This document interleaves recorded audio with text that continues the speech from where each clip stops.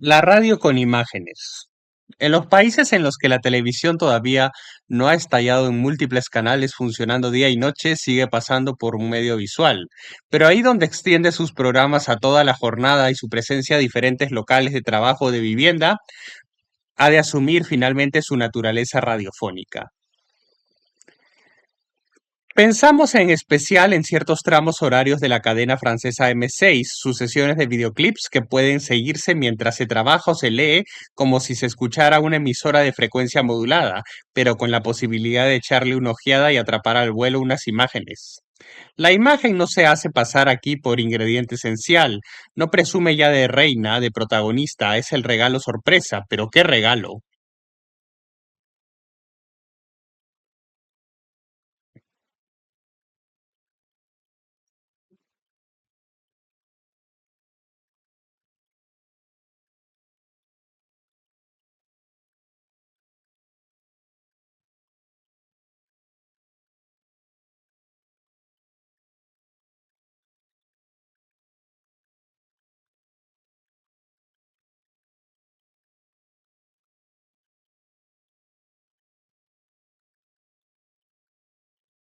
Pues en lo que se llama clips, es decir, algo visual colocado sobre una canción, puede encontrarse ciertamente de todo, en los presupuestos y en las calidades, incluso a veces cosas repletas de vida y de invención, en las cuales la expresividad del dibujo animado se combina con la presencia carnal de la imagen real. Puede entonces inventarse o encontrarse ahí todo un arsenal de procedimientos, una alegre retórica de la imagen. Esa es la paradoja de la televisión de imagen facultativa. Libera los ojos. Nunca es tan visual la televisión como en esos momentos en que emite clips, cuando la imagen se añade en ella osten- ostensiblemente a una música que ya se bastaba a sí misma. No es, por supuesto, la opinión de todo el mundo. Muchos, principalmente los cinéfilos, denostan el lado vistoso. Dicen del clip, le reprochan el efecto estroboscópico de su montaje rápido. Y es que juzgan ese montaje en relación con los criterios cinematográficos habituales, los que prevalecen en un relato lineal, mientras que aquí es muy diferente, puesto que no se trata de un tiempo dramatizado, volviendo sobre los mismos, volviendo sobre los mismos motivos y juzgando cada vez con cuatro o cinco temas visuales básicos, el montaje de los clips es más que una manera de avanzar en la acción, una manera de hacer girar las caras del prisma y de crear así, por la sucesión viva de los planos, una sensación de polifonía visual e incluso de simultaneidad, y eso sobre la base de una sola imagen a la vez.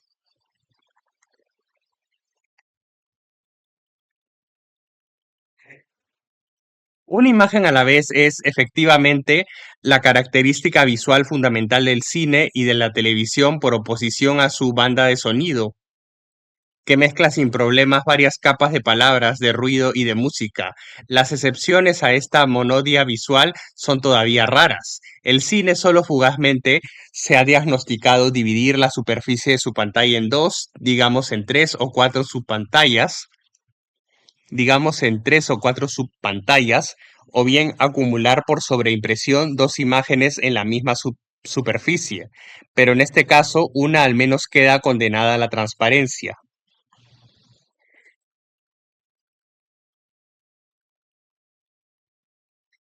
En la televisión, la técnica del video permite más fácilmente, más deprisa y sin pasar por el laboratorio, fraccionar la pantalla, pero este recurso choca pronto con el reducido tamaño de la imagen, que no deja ya ver gran cosa apenas se la subdivide. Pero sobre todo la contigüidad espacial de varias imágenes situadas una al lado de la otra como viñetas nada tiene que ver con una superposición de tipo musical. En el plano visual, lo que más se parece a la simultaneidad polifónica del sonido o de la música es, pues, la sucesión rápida de imágenes una por otra. La memoria del espectador funciona entonces como un mezclador ideal, muy superior a una máquina de impresiones visuales encadenadas unas a otras en el tiempo.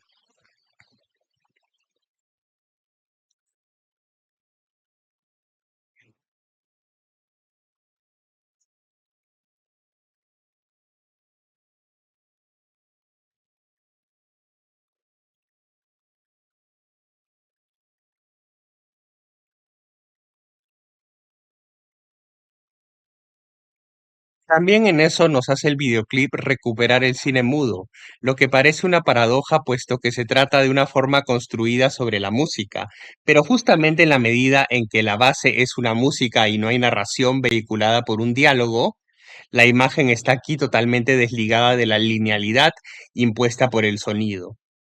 Si los clips funcionan es desde luego porque hay una relación elemental entre banda sonora y banda visual, no siendo las dos totalmente independientes. Esta relación se limita a la presencia momentánea de puntos de sincronización en los cuales la imagen imita la producción del sonido. El resto del tiempo cada uno marcha por su lado. Al no proceder de una gestión intelectualizada, los clips no se privan, pues, de combinar sin problemas unos procedimientos que se oponen en abstracto, especialmente unos PDS extremadamente nítidos en los cuales la relación del sincronismo está muy afirmada, con una muy elevada desincronización en otros instantes y una libertad total de los movimientos de la imagen en relación con el sonido. Hay también el caso particular rico de los clips de rap, interpretados por ciertos grupos negros, que son clips de la palabra, en los cuales algunos de los vocablos del texto hablado se repiten en forma escrita. La palabra que está la palabra que está de todos modos en el corazón del audio logo, en el corazón del audiólogo visual, adquiere aquí una forma de existencia original que no está limitada solamente al sonido o a la imagen.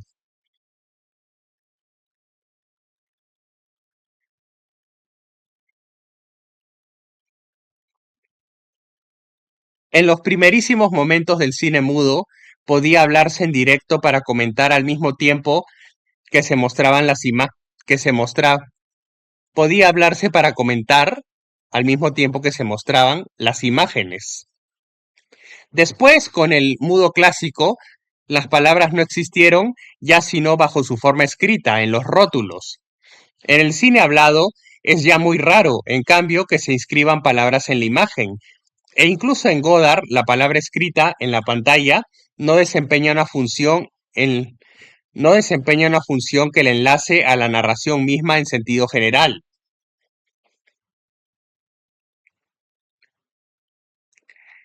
En el clip de rap, en cambio, la palabra escrita electrónicamente en la imagen o representada como en un bocadillo de historieta es también la palabra que puede oírse, se pasea libremente de manera viva entre lo escrito y lo oral, aboliendo las barreras prefabricadas del audiólogo visual y mostrando otro aspecto de la vitalidad de este género tan actual, el videoclip.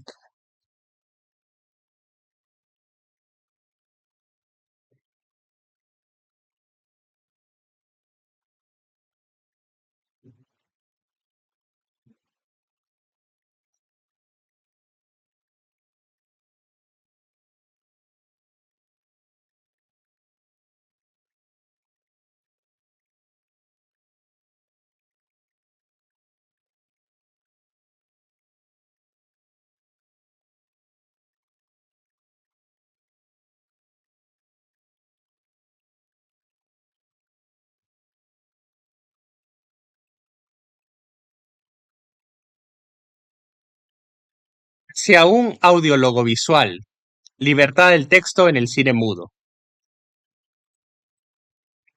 El mundo es móvil y en claroscuro vemos las cosas a medias, siempre por un solo lado y siempre cambiantes.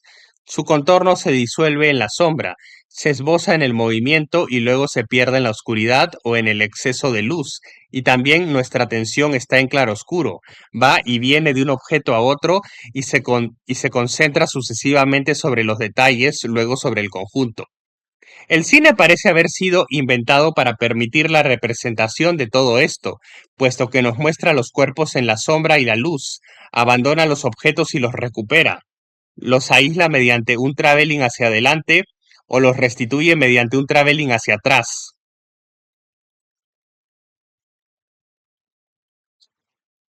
Solo hay un elemento que no ha podido tratar de esta manera y que aún hoy sigue condenado a una nitidez y a una estabilidad perpetuas, el diálogo. Es preciso que oigamos cada palabra despiadadamente, de extremo a extremo, y que no se lida ninguna de ellas. ¿Por qué? ¿Qué importa si perdiésemos tres palabras de lo que dice el héroe? Sin embargo, eso sigue siendo un tabú para el cine. Apenas se empieza a aprender a hacerlo y se verá que el, y se verá que el envite de esas palabras, y se verá que el envite de esas tres palabras perdidas en el cine hablado es inmenso. Antes de eso, y a pesar de su nombre, el cine mudo no estaba privado del lenguaje.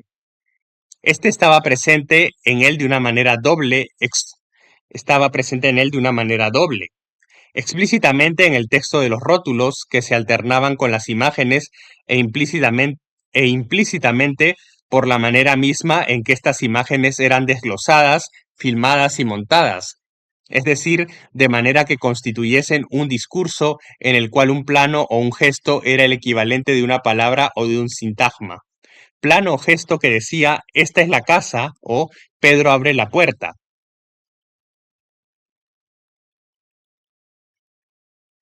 Esta fórmula del rótulo intercalado entrañaba, sin embargo, una limitación, la de interrumpir la continuidad de las imágenes e implicaba la presencia ostensible en la implicaba la presencia ostensible en la película de un cuerpo extraño, de una impureza. Autorizaba al mismo tiempo una gran flexibilidad narrativa, puesto que podía utilizarse el texto de los rótulos tanto para situar el marco temporal y, es- y espas- tanto para situar el marco temporal y espacial como para resumir una parte de la acción o para emitir un juicio sobre los personajes. Sin olvidar, por supuesto, la transcripción libre de los diálogos pronunciados. En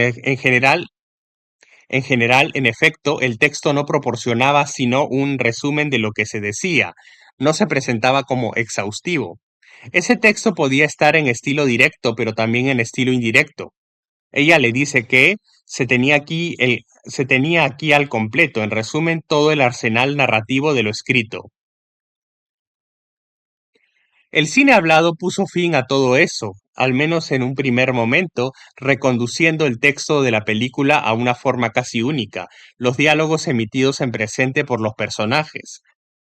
Aún hoy esta fórmula es la que se utiliza mayoritariamente.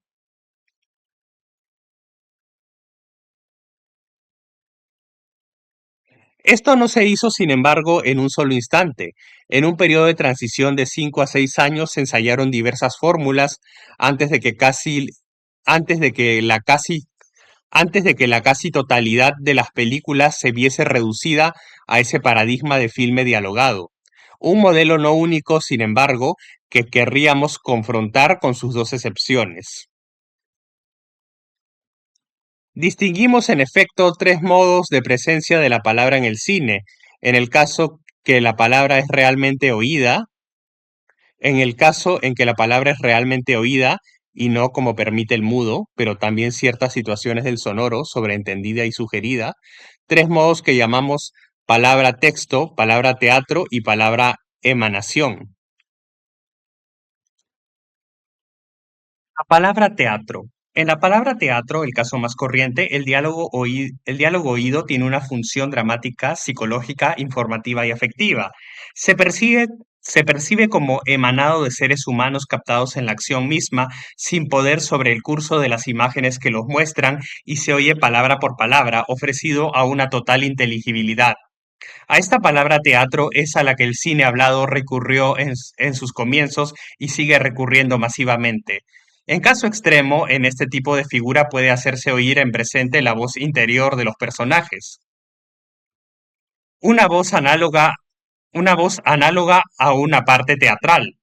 Pero incluso así, el texto oído sigue siendo uno de los elementos concretos de la acción sin, po- Pero incluso así, el texto oído sigue siendo uno de los elementos concretos de la acción sin poder sobre la realidad mostrada.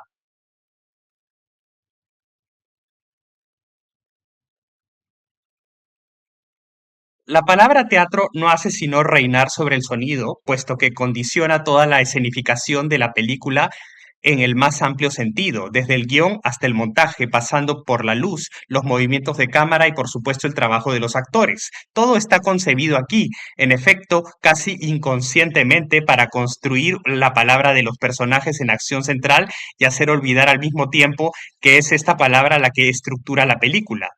Ello explica la paradoja según la cual ciertas películas que se recuerdan como de acción, como muchas realizaciones americanas, son de hecho en sus 9 décimas partes películas de diálogo, pero en las que ese diálogo es tratado como acción. El ejemplo más destacado es Río Bravo de Hawks, pero también la mayoría de las pero también la mayoría de las obras habladas de Hitchcock, a pesar de la reputación de este último de despreciar las palabras.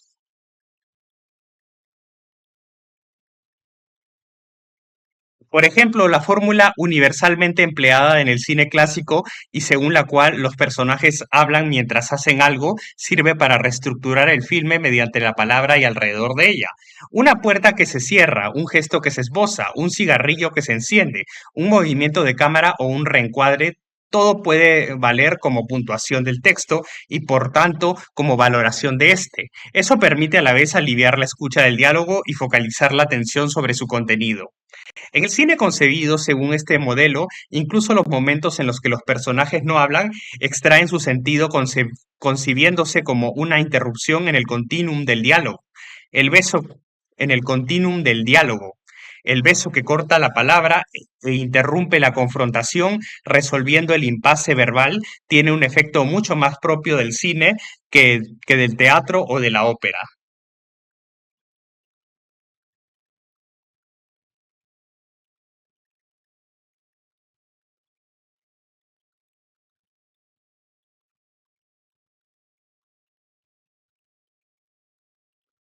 La palabra texto. Definición. La palabra texto, por su parte, en general la de la voz off de los comentarios, hereda ciertas atribuciones de los rótulos intercalados del cine mudo, ya que al contrario de la palabra teatro actúa sobre el curso de las imágenes. La palabra proferida tiene el poder de evocar la imagen de la cosa, del momento, del lugar, de los personajes, etc. En caso extremo, desde luego, si la palabra texto reina sin limitaciones, ya no hay autonomía de la escena audiovisual, ni tampoco noción alguna de continuidad espacial y temporal. Las imágenes y los sonidos realistas que las acompañan están a su merced. Guitry es sin lugar a dudas quien ha jugado más descaradamente.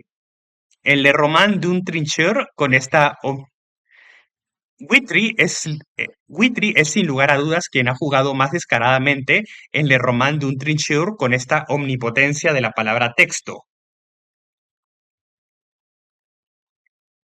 Generalmente por estas razones mismas de supresión de la noción de escena audiovisual, la palabra texto está estrechamente restringida en las películas que la emplean, es decir, reservada a un personaje privilegiado de la narración, no habiéndosele concedido a éste por añadidura, sino por tiempo limitado en relación con la duración de conjunto de la película.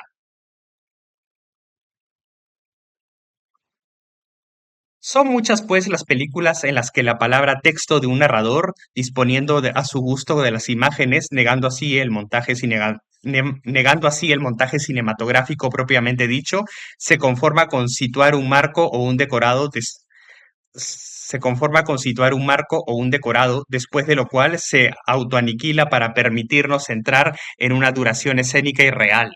No se nos recuerda de qué se trata, no se nos recuerda no se nos recuerda que se trata de una narración, sino al cabo de un cuarto de hora o, digamos, una hora más tarde. Y muchas veces en el intervalo el relato se ha independizado totalmente de esa palabra texto. El relato se ha independizado totalmente de esta palabra texto, creando su duración dramática propia y mostrándonos escenas a las que no ha podido asistir el narrador, sea este último por su parte protagonista significativo o personaje secundario pero testigo, la mujer de al lado de Truffaut, o incluso un narrador novelista exterior pero omnividente, o incluso un narrador novelista exterior pero omnividente. En este último caso se recupera evidentemente la posición del narrador novelesco tradicional, siendo la diferencia que aquí las palabras se hacen reales.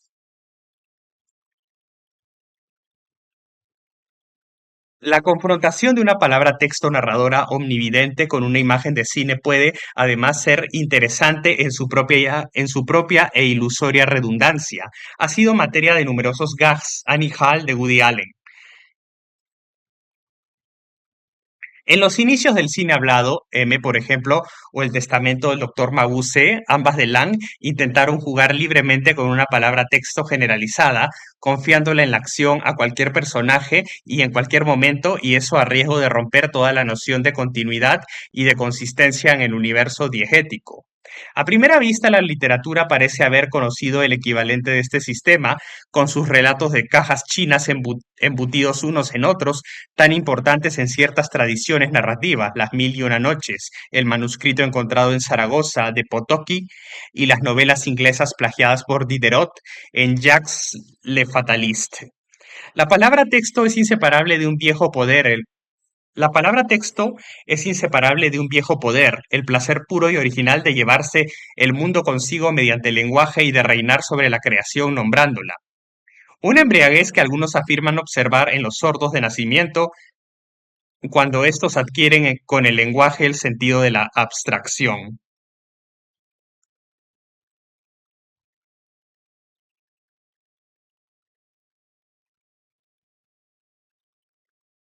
Desafío entre palabra texto e imagen. En el cine, en relación con la literatura, la palabra texto se enriquece, pues, con un poder suplementario.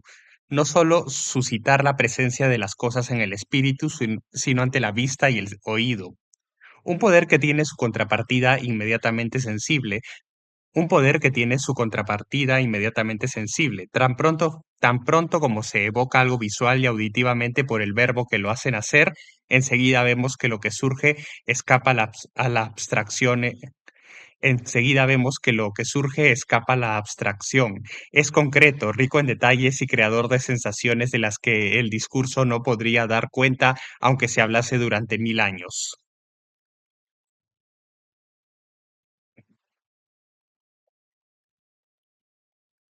Si por, e- si por ejemplo la voz texto de la película evoca a una mujer deletreando su nombre y se ve que esta mujer lleva una bufanda, esta bufanda de la que no habla el texto es lo que salta a la vista. Se manifiesta aquí una especie de desafío recíproco.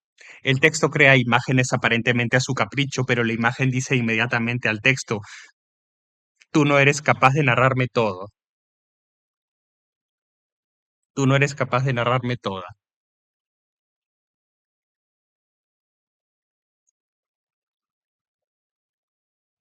Y es por lo que en numerosas utilizaciones de la palabra texto en el cine, la realización se ocupa de dar a la imagen, mediante el control de la luz, de los decorados y de los trajes de aire estilizado, artificial y general, como para hacer, como para acercarla al texto y colmar parcialmente por su parte el abismo. Es el caso, por ejemplo, de M, de Lang, donde la abstracción de los decorados y la ausencia frecuente de toda referencia concreta de hora, de lugar y de meteorología hacen más dócil a la imagen.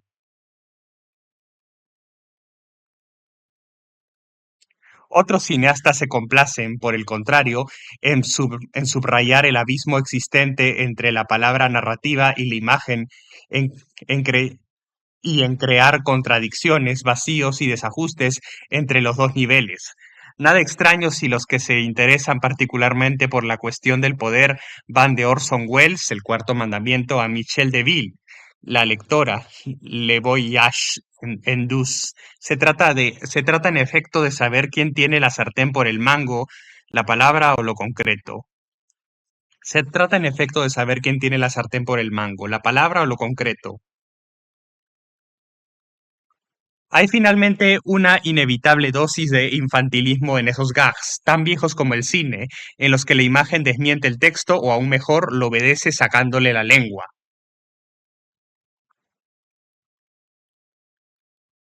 Un caso particular, el texto errante. Realizado en 1982, la letra de A Freddy Watch es uno de los pocos videos más reputados de Goddard. Suerte que debe, sin duda, a su concisión y a su economía de medios. Su punto de partida es un encargo hecho al autor para celebrar los 500 años de la ciudad de Lausana.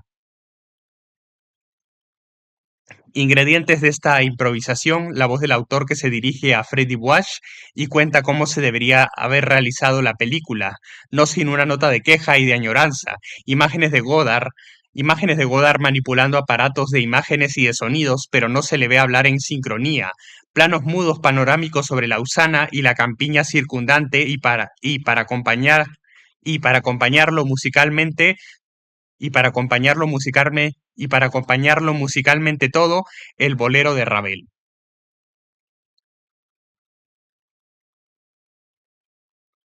En sí misma, la fórmula de una voz que habla sobre una ciudad nada tiene de original. Si la película de Godard se distingue del consabido documental, es evidentemente por la naturaleza particular de la voz que reina sobre la imagen, o que más bien se prohíbe reinar por la naturaleza particular de la imagen de la imagen que transcurre en paralelo y por la forma diferente por la forma diferente errante de su relación.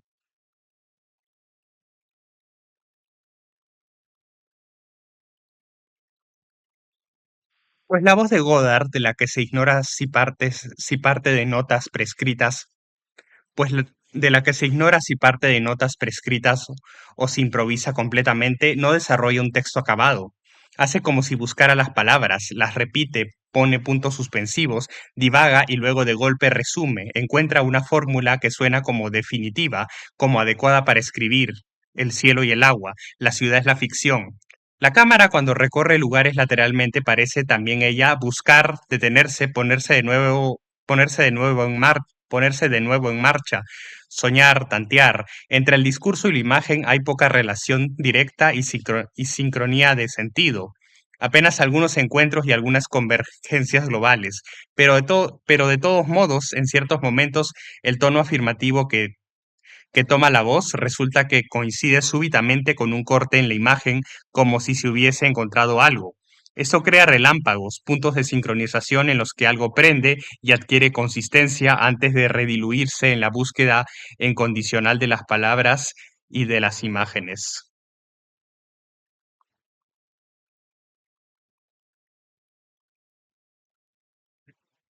El texto como la imagen plantea la dimensión del horizontal, las líneas del ferrocarril, la superficie del agua, el suelo, y de lo vertical, la cámara se eleva y desciende de los árboles y de los postes. Todo se juega en la vacilación y en las diagonales entre lo uno y lo otro. En realidad, la letra Freddy Wash posee un precursor en una obra de la que sería extraño que Godard no supiese nada. Se trata de Le Roman d'un Trincheur de Guitry. En esta película de 1935, enteramente narrada, como se sabe, en primera persona por la voz del autor y prácticamente desprovista de sonido síncrono, se dedica toda una secuencia a la descripción del Principado de Mónaco, basándose igualmente en oposiciones retóricas, ciudad-pueblo, casino-palacio, etc. Oposiciones que la cámara subraya barriendo, obedeci- obedientemente de un punto a otro, de la ciudad al pueblo y del palacio al casino. Todo ello con el júbilo infantil del autor, que hace que la mirada obedezca así a la voz.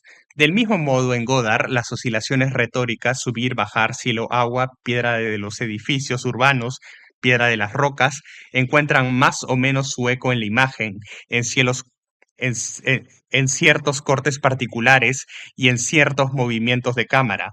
Una de las grandes diferencias, sin embargo, es que mientras en Witry el trayecto de la cámara se ejecuta de manera rápida y se somete enteramente al texto y a la voz, en Godard divaga en el camino, posee sus propios accidentes, parece dejarse tentar y apartarse de su ruta por cosas que descubre y que no parecen haber sido previstas: árboles, marcas, líneas en el suelo.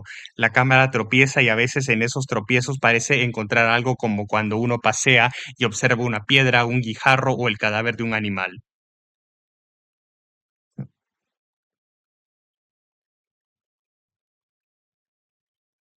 Durante este tiempo, entre la palabra que serpentea y la imagen que hace lo mismo, la música de Ravel prosigue su marcha implacable, interpretando el papel de una línea recta de diferencia que señalase el camino. Tal es la palabra texto, que puede llamarse errante.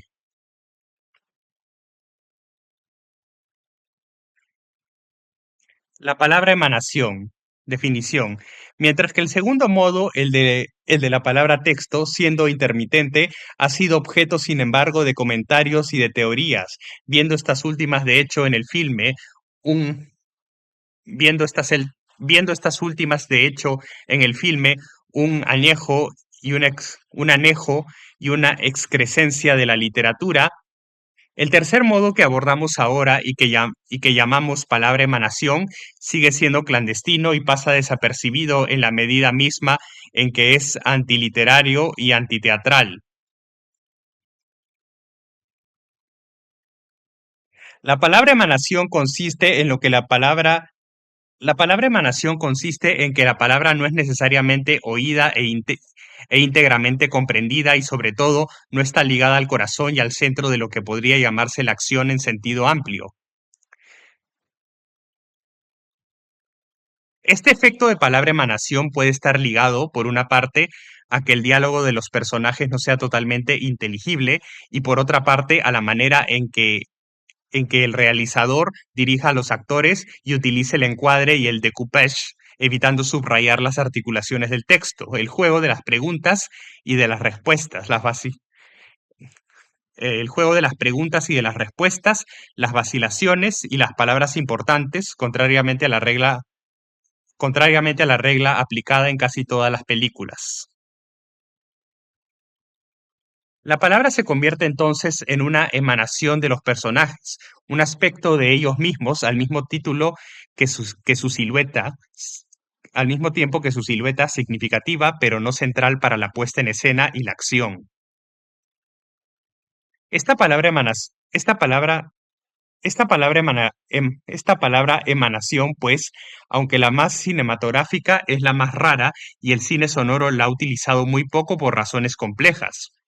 Puede encontrarse, sin embargo, en las películas de Jack Stati y de otra manera en Tarkovsky, Fellini u Ophuls, así como en forma de secuencias aisladas en algunas otras películas. En cierto modo, estos tres tipos podían estar presentes en el cine mudo, palabra texto, palabra teatro y también palabra emanación, ya que los personajes se expresaban abundantemente y no se traducía todo lo que decían. El contenido de los diálogos no compelía, pues, a que la puesta en escena o la interpretación los destacara palabra por palabra. Con el cine hablado, esta libertad desaparece progresivamente, al mismo tiempo que el cine generaliza la palabra teatro y se reestructura alrededor de ella, se alinea cada vez más según el modelo de un continuum verbal linealizado.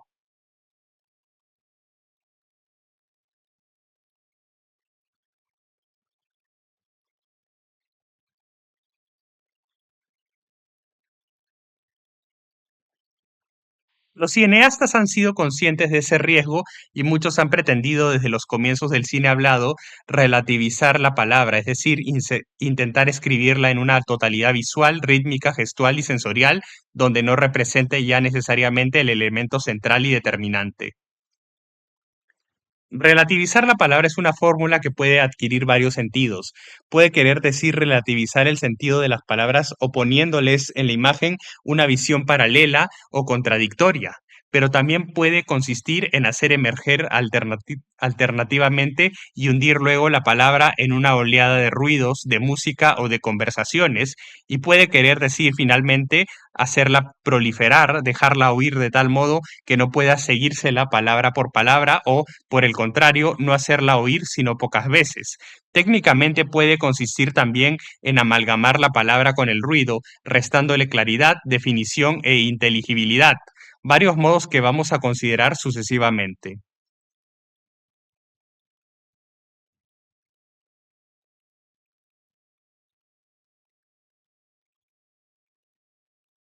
Modos de relativización de la palabra en el cine hablado.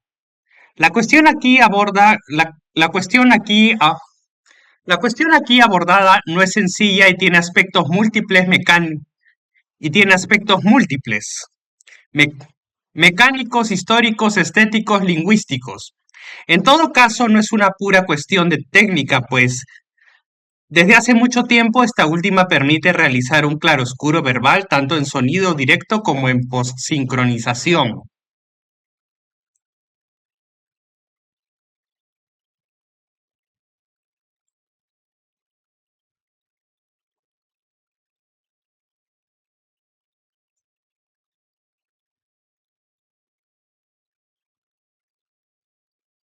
Entendemos por claroscuro verbal una grabación de la palabra humana en la cual unas veces se entiende lo que se dice y otras veces se entiende menos o nada en absoluto. Desde hace mucho tiempo y es posible, por ejemplo en el rodaje, registrar dos grabaciones simultáneas de la misma voz, una muy definida y la otra menos, seguidamente, seguidamente juntándolas en las mezclas, pasar sutilmente y sin interrupción de una a otra según las necesidades. Pocas veces se practica, pocas veces se practica.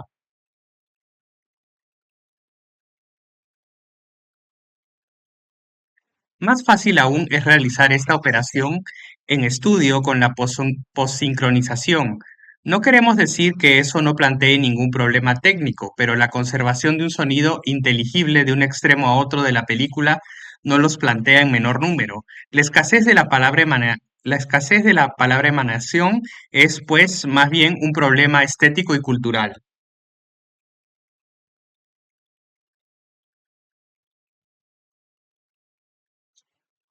Pueden evocarse, sin embargo, algunas tentativas dispersas de relativización de la palabra, en especial en los comienzos del cine hablado. Rarefacción. El modo más sencillo consistía en rarificar la presencia de la palabra. Es el que aplicó René Clair, sobre todo en Bajo los techos de París, una opción que permitía en principio conservar en gran, una opción que permitía en principio conservar en gran número valores visuales del cine mudo, pero implicaba dos grandes inconvenientes. Por un lado, obligaba a crear situaciones, personajes tras un cristal, distancia, multitud, etcétera, que hiciesen aceptar más o menos artificialmente la ausencia de voces. Por otro lado, se experimentaba en la película un cierto sentimiento de vacío entre las pocas secuencias habladas o, por el contrario, estas últimas resonaban en la película como un cuerpo extraño. Igual que en las escenas dialogadas de una de las escasas películas modernas que han reeditado la tentativa de René Clair, hablamos de 2001, Una Odisea del Espacio de Stanley Kubrick. La palabra se concentra en ella en algunas escenas muy localizadas. Proliferación y adlibs. El segundo modo emplea para un efecto semejante la elección contraria, acumulándose, superponiéndose y proliferando y proliferando, las palabras se anulan por sí mismas o más bien anulan su peso sobre la estructura del film. Varios personajes intervienen a la vez, encadenan sus réplicas muy deprisa o dicen cosas sin importancia. En su película La cabeza de un hombre, llena de diversas experiencias sonoras, Julien Duvivier trata así algunas escenas como una charla colectiva o una efervescencia verbal alrededor de un suceso. Por ejemplo, la avería de un coche simulada por la policía para permitir la evasión de un sospechoso.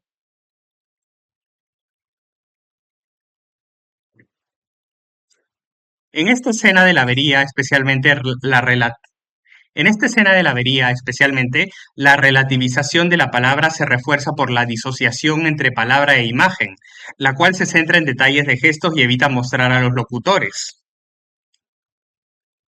Pero cuando se ve la, pe- pero cuando se ve la película en continuidad, se experimenta la sensación de que estas escenas no se integran de manera fluida en el resto del filme, que está más, que está más clásicamente dialogado. Se experimenta la sensación de que estas escenas no se integran de manera fluida en el resto del filme, que está más clásicamente dialogado.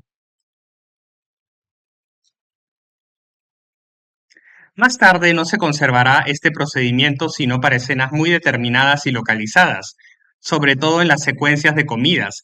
Esos momentos se parecen además a imitaciones del teatro, cuando la obra prevé un efecto de algarabía, lo que se llama en inglés ad-libs. Por ejemplo, en La Golfa de Renoir, Bart Bartimen, La Hora del Lobo de Bergman o Alien, el octavo pasajero de Ridley Scott.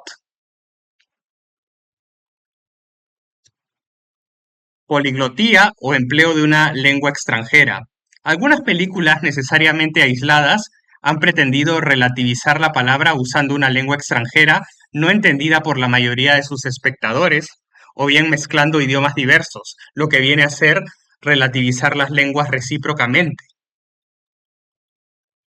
En The Saga of Anatahan, Joseph von Stenberg utiliza actores japoneses que hablan en su lengua y que no están subtitulados ni doblados. La voz en off del narrador, el propio Sternberg, resume en inglés la historia y los diálogos y distancia así de la acción al espectador occidental. Nos encontramos como en una película muda en la que para seguir lo que dicen los personajes se necesita la mediación de un segundo texto. Para Et la Lumière Foot, Otar Ioseliani ha hecho lo mismo con actores africanos. En muchas escenas de muerte en Venecia, Visconti se sirve del marco de la historia, una playa cosmopolita para extranjeros ricos, con el fin de mezclar las lenguas y superponer el húngaro, el francés, el inglés, el italiano, etc. El mismo procedimiento utiliza Tati en Playtime y Fellini en más de una escena de sus películas. A veces también la voz en off narrativa cubre parcialmente los diálogos pronunciados por los personajes, lo que relativiza estos diálogos y su contenido. Por ejemplo, en Le Plaisir de Ophuls. Palabra inmersa. Ciertas escenas están igualmente basadas en la idea de un baño sonoro, en el cual se hunden las conversaciones y del cual emergen seguidamente. En esta fórmula es la situación misma la que sirve de coartada, escena de multitudes o marco natural, para hacer alternativamente oír y luego no oír ya las palabras, lo que contribuye a situar la palabra humana en el espacio y a relativizarla. Tati, con las vacaciones de Monsieur Hulot, ejemplifica el empleo de este procedimiento.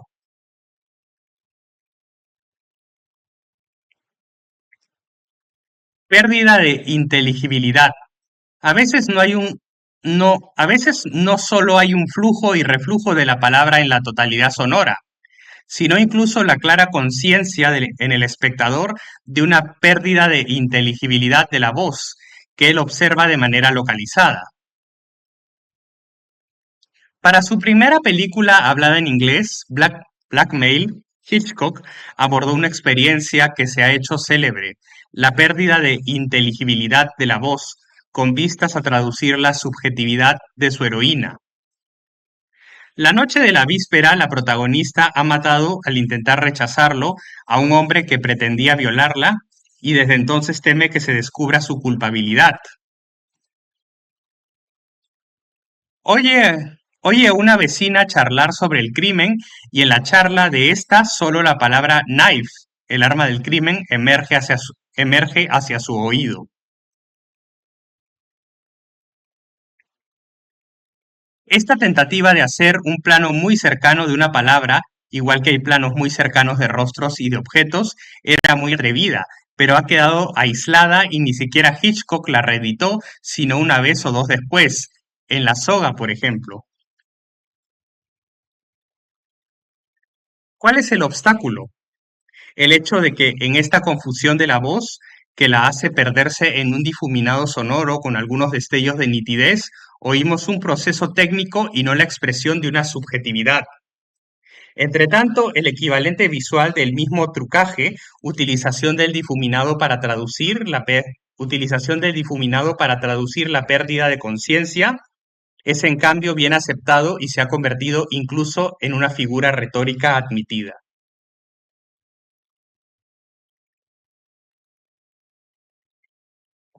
Uno de los aspectos del problema, en efecto, deriva de la particularidad de nuestra atención auditiva en relación con la percepción visual. Mientras nos es fácil eliminar algo de nuestro campo visual, volviendo la cabeza o cerrando los ojos, podemos más difícilmente hacerlo en el caso del oído y de cualquier forma no de manera tan selectiva. Lo que no escuchamos activamente no deja por eso de ser percibido por nuestro oído y se graba en nuestro cerebro como un soporte magnético. Lo escuchemos o no, incluso y sobre todo en el sueño,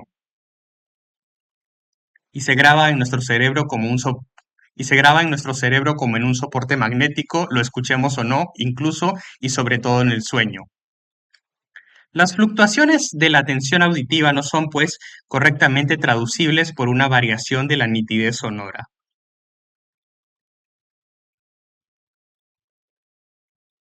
Un realizador, al menos, ha intentado elaborar un sonido en claroscuro sin recurrir a situaciones dramáticas extremas. Max Ophuls. En este realizador es frecuente que la definición de la voz y por tanto su inteligibilidad varíe de un momento a otro, pero no podría disociarse esta variación del hecho de que en él los personajes se mueven muchísimo hablando y el ruido que hacen sirve para sofocar parcialmente su discurso. En otros lugares, Ophuls utiliza la música, la acústica del decorado, etcétera, para realizar esta fluctuación flexible de la nitidez al difuminado y del difuminado a la nitidez que está, que está en él muy cerca del movimiento de la vida.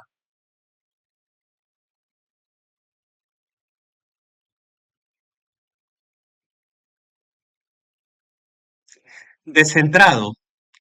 Hay que evocar finalmente un modo de relativización de la palabra mucho más sutil y que no se refiere a la calidad acústica, sino que se sirve del conjunto de la puesta en escena. Es lo que llamamos el descentrado.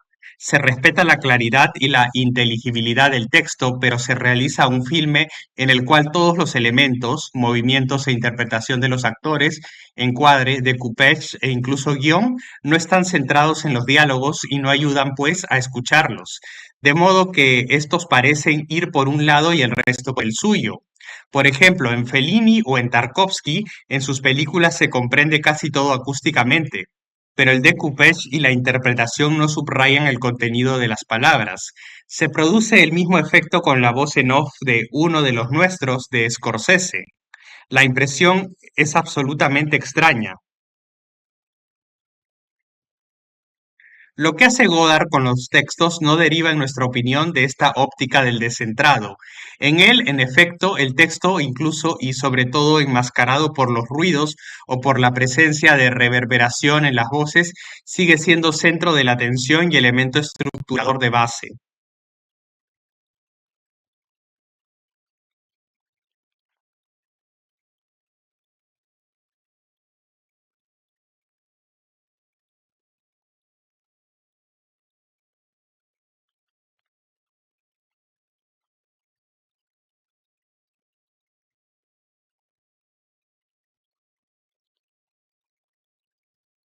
Lo que podría llamarse cine hablado descentrado que utiliza la palabra emanación es otra cosa, es un cine polifónico.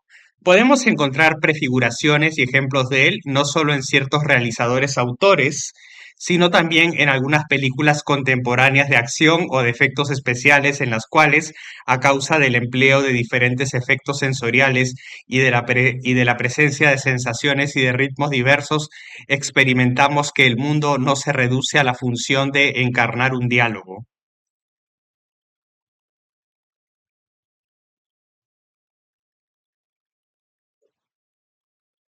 Una integración sin fin. En cierto sentido, este nuevo cine sonoro descentrado recupera con el sonido el cine mudo. Podría suponer el tercer periodo del cine narrativo, un periodo en el que el cine reincorpora valores que la palabra lo había llevado a arrinconar.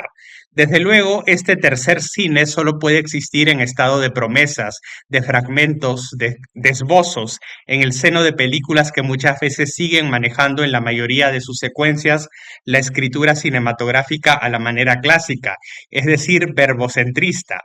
Hay que aceptar esta no homogeneidad del cine actual, garante de la vida como creadora de la originalidad del periodo en curso.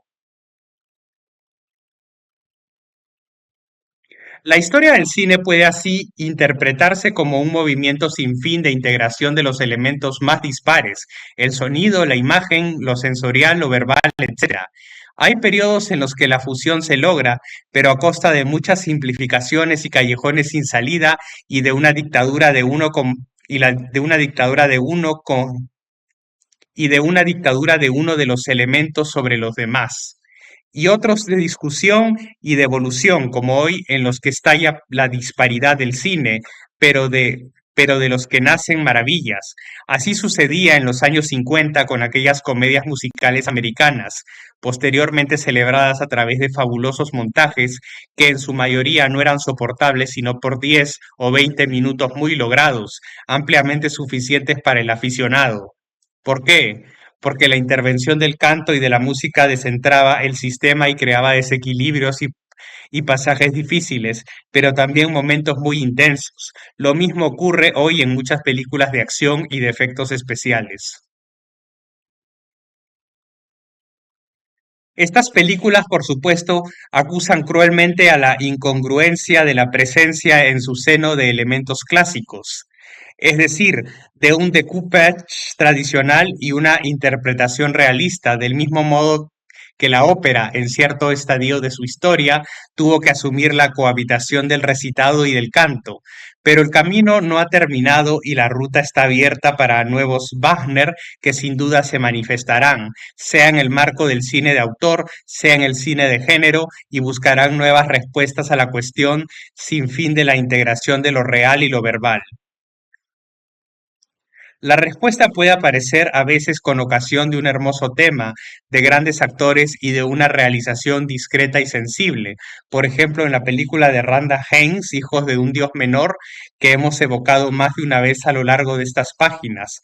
La originalidad de la situación de base, una sordomuda profiriendo en su lenguaje gestual frases que su compañero traduce en voz alta para comodidad del público, crea para el espectador de este filme sonoro un caso inédito de figura cinematográfica. Se le invita a ver en la imagen las palabras que oye simultáneamente, la mayor parte del tiempo, desde luego, sin comprenderlas, pero teniendo en todo caso la aprehensión, aunque condena aquí al fracaso, de otra forma de encuentro entre lo sensible y las palabras.